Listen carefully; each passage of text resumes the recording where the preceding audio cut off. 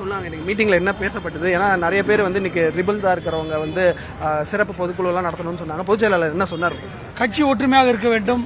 இந்த இயக்கம் புரட்சித் தலைவர் எம்ஜிஆர், புரட்சித் தலைவி அம்மா அவர்களால் வழிநடத்தப்பட்ட இயக்கம். இந்த இயக்கம் ஒற்றுமையாக இருக்க வேண்டும். இந்த இயக்கம் மீண்டும் எழுச்சி பெறும், ஆட்சிக்கு வரும். அதுக்கு நாம் அனைவரும் ஒற்றுமையாக பாடுபட வேண்டும் என்பதுதான் கழக பொதுச் செயலாளர் புரட்சித் தலைவர் எடப்பாடி அவர்களுடைய வேண்டுகோளாக இருந்தது. எங்களுக்கு அறிவுறுத்தினார்கள். நாங்கள் அதன்படி செயல்பட வேண்டும் என்று சொல்லியிருக்கிறார்கள். இப்போ சிறப்பு பொதுக்குழு கூட்டுறதுக்கு வாய்ப்பு இருக்கு. அது தேவையான போது கூட்டப்படும்.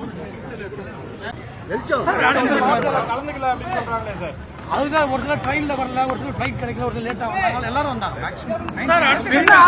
சென்றவர்கள் அவர்கள் எல்லாம் ஒருங்கிணைந்து செயல்படணும். அந்த மாதிரி அது நேற்று பொதுச் செயலாளர் கோரிக்கை விடுத்திருக்கிறார்கள். அவர்கள் செயல்படுவார்கள். பொதுக்குழு எப்ப சார் கூட்ட திட்டமிட்டாங்க? பொதுக்குழு செயற்குழு கூட்டுவது தொடர்பாக ஏதாவது பேசப்பட்டதா? பொதுக்குழு செயற்குழு பேசப்படவில்லை. கூடியவர்கள் அதை பற்றி பொதுச் செயலாளர் முடிவு செய்வார்கள்.